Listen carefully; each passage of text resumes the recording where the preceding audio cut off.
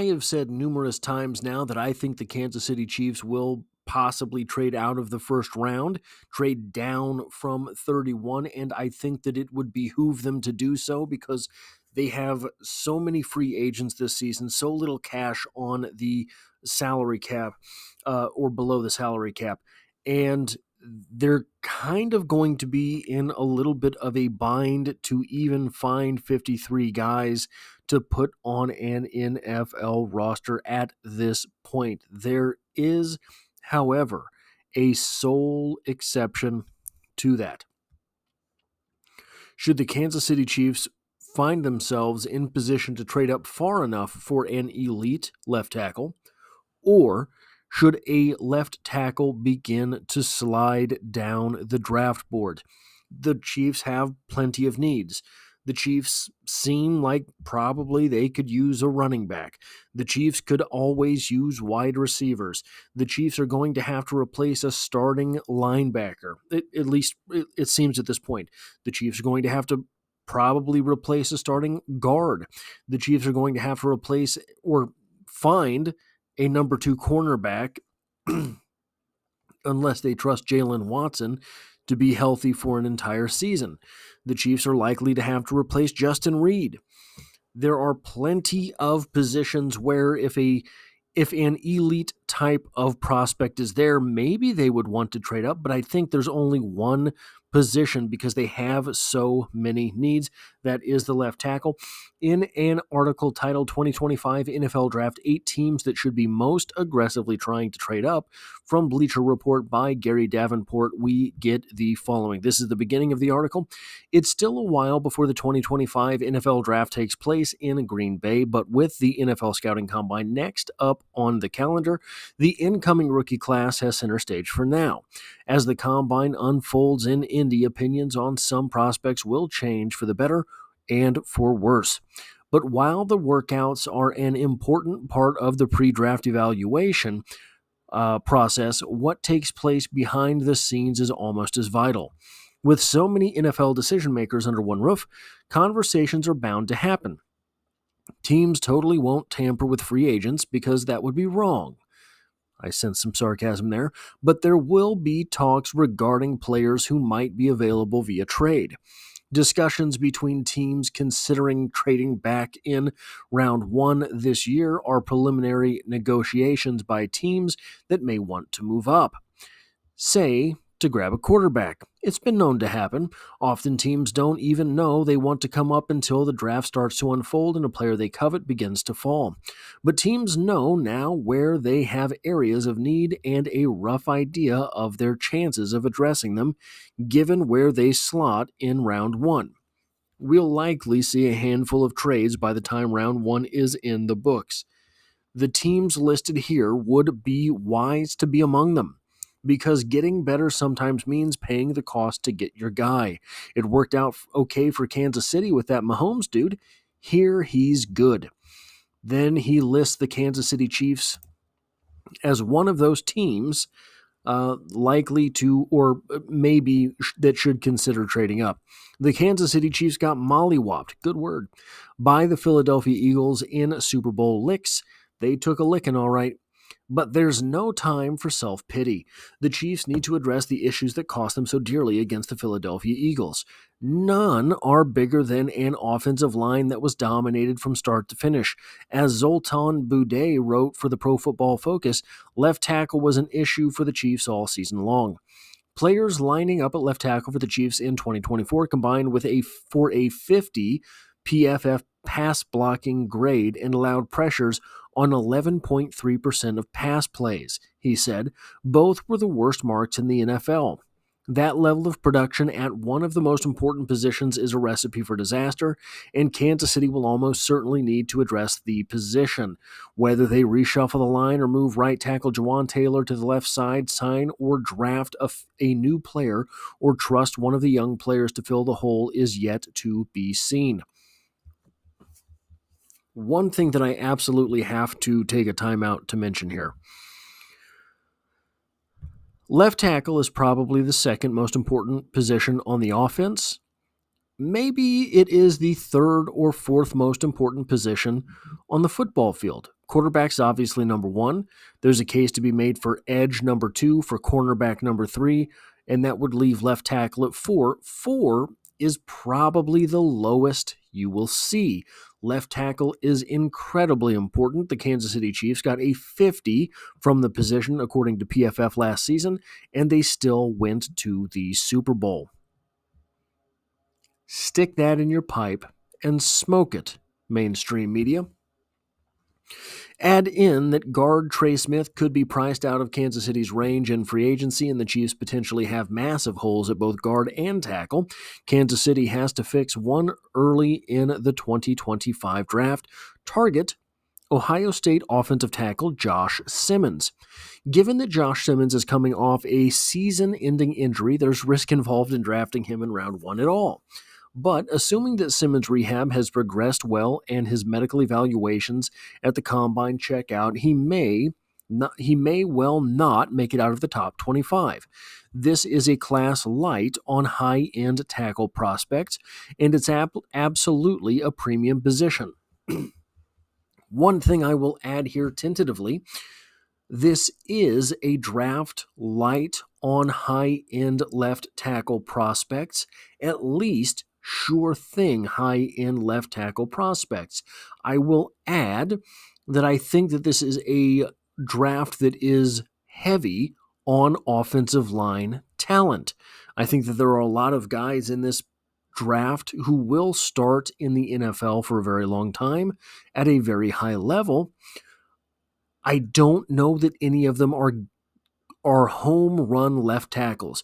We've seen a meteoric rise for a player like Armand Membou from Mizzou, who kind of looks like he can play left tackle. Probably he's a right tackle in the NFL. But the fact that there might be optionality on him, that he does have the type of athleticism, or looks to have the type of athleticism, we will find out at the combine. The fact he's getting, this blew me away. He's being mocked as high as number 10 to the Bears. Now, maybe I am in a time warp. Maybe I am just losing my mind. It seems like the Bears draft an offensive tackle at number 10 every season. So make of that what you will. Maybe I'm just the one going crazy.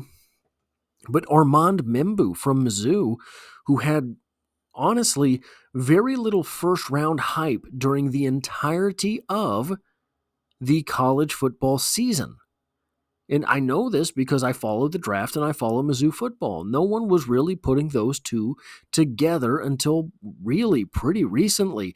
I thought that he had a chance to be a second-rounder coming into the season because he has proven at the SEC level that he can block, right?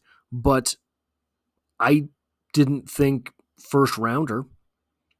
And I like to think that when I'm viewing a team as regularly as Mizzou, I have a pretty good intel on where players can be drafted.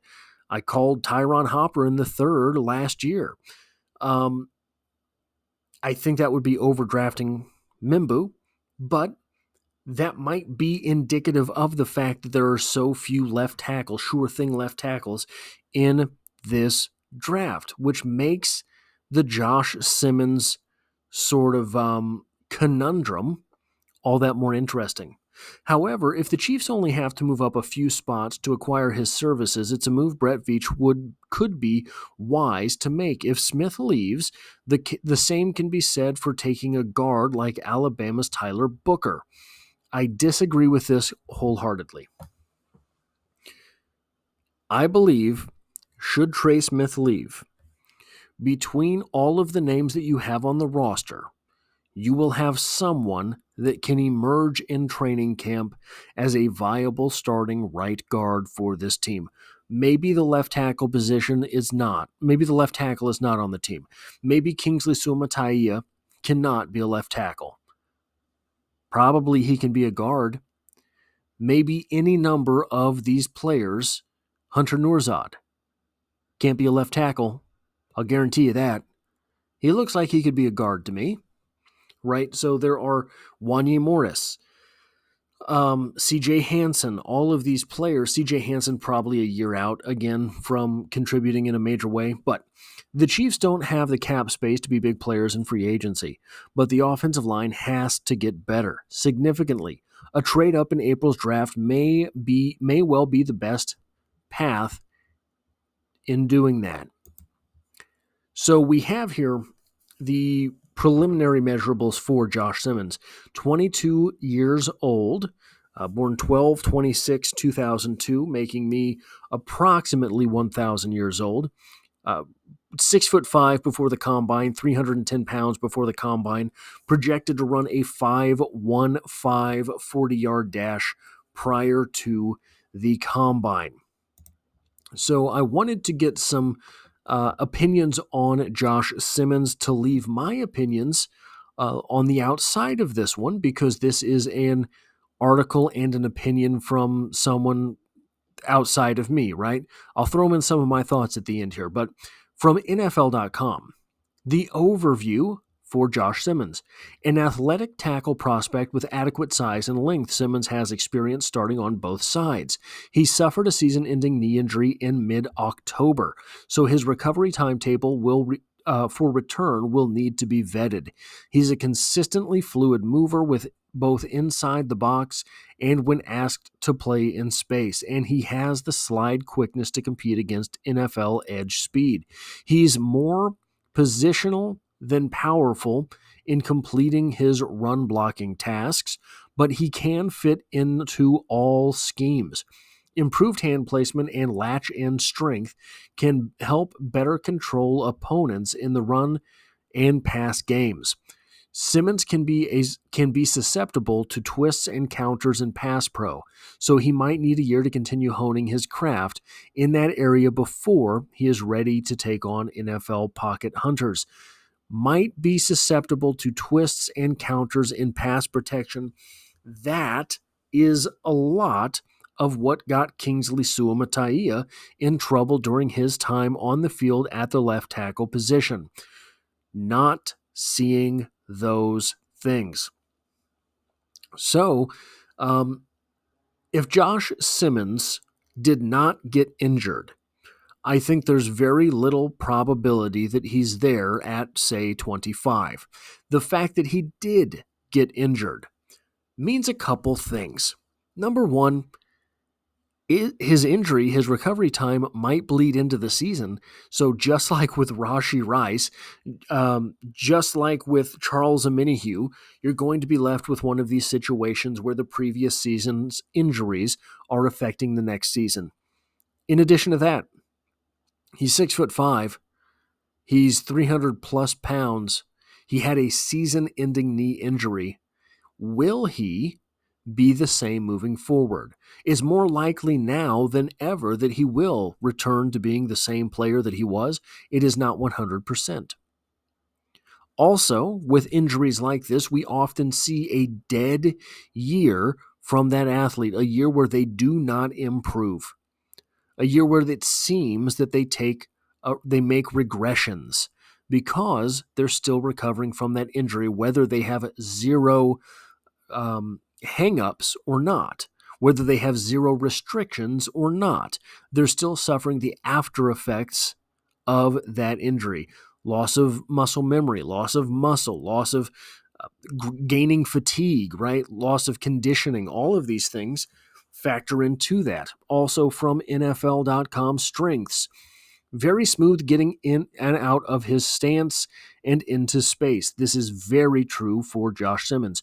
Rapid-fire foot quickness gives him the ability to capture cut-off positioning.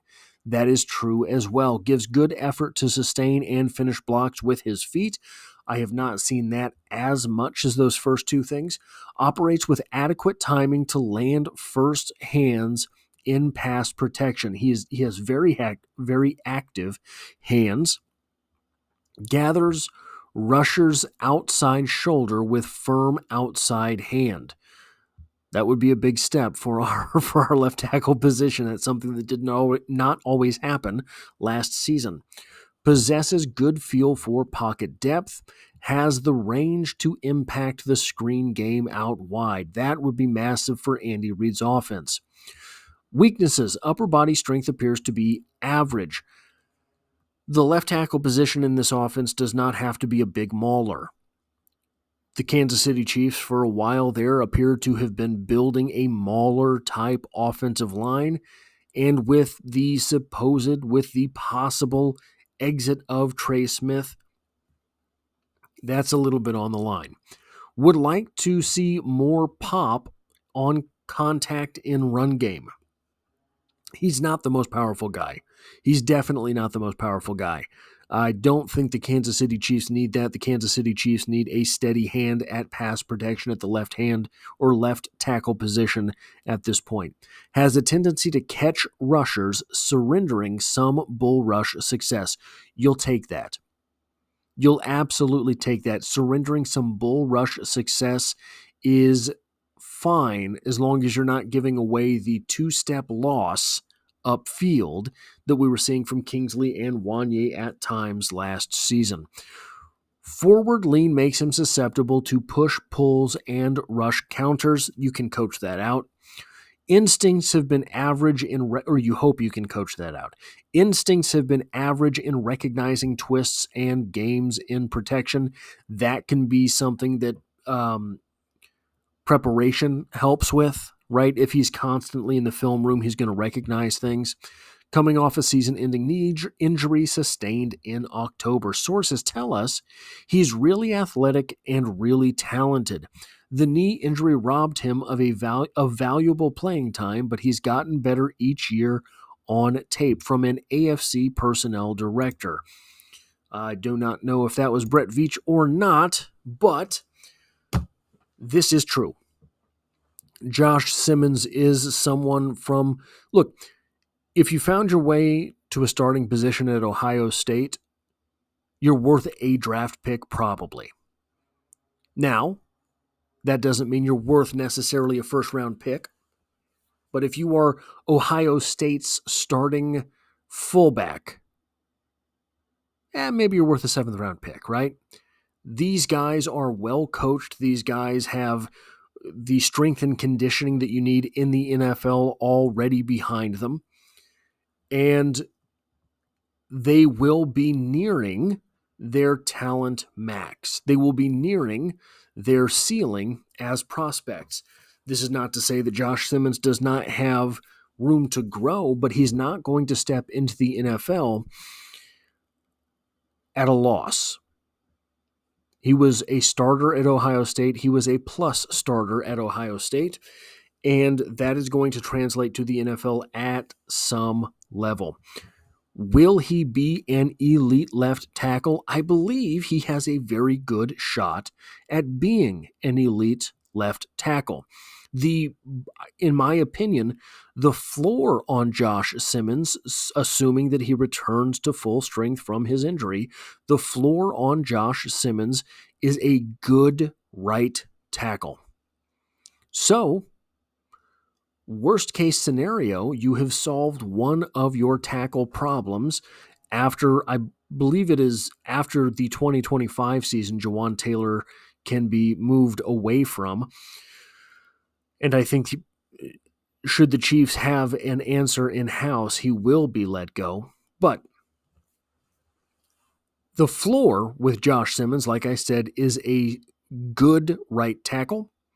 The ceiling with Josh Simmons is an elite left tackle. Now, I don't think it is an elite all-around left tackle.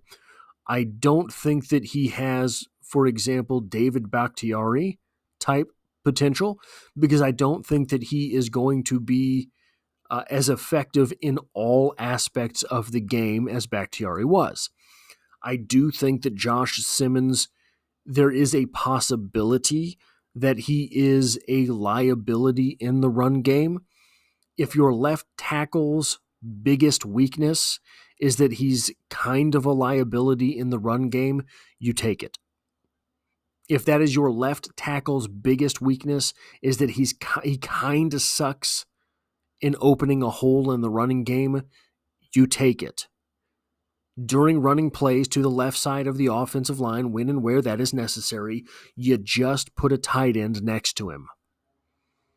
That's how you handle that position, because guys who are able to pass block, like Josh Simmons, guys with the footwork that Josh Simmons has, guys with the active hands like Josh Simmons has, are not a dime a dozen. And it is a passing league. So, would I like to see the Kansas City Chiefs trade up if Josh Simmons is there? Maybe. That's still only a maybe, because you don't know what that injury situation is going to be heading into this season. The good thing about it is that if you do take Josh Simmons in the first round, you have a fifth-year option on him. That will be crucial for a guy who's basically missing part of his rookie season. Or I would have to bet that he's not ready to go week one, right? That is all I have for this video. If you like or appreciate what it is that I do here, hitting a like button really does help me out, as it tells YouTube to share this video with other Kansas City Chiefs fans. If you find yourself here by chance but not design, the Chiefs are the only thing I talk about on this channel, dropping multiple videos every single week. We're approaching 2 consecutive years of daily uploads, and as always, I hope to have you back for the next one.